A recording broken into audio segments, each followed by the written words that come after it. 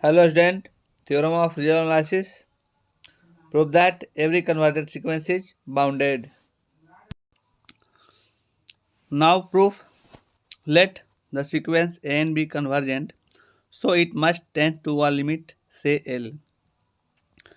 Then by the definition of limit of a sequence given epsilon greater than 0, however a small and there exists a positive integer m such that mod of sequence n minus L is less than epsilon for all n is greater than equal to m, or L minus epsilon is less than sequence n is less than L plus epsilon for all n is greater than and equal to m.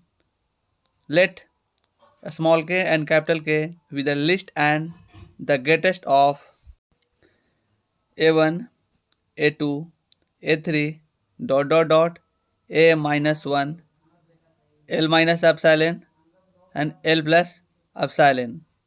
Then k is less than equal to n is less than equal to k for all n belongs to capital N. Hence, the sequence n is bounded. Hence, proved this theorem.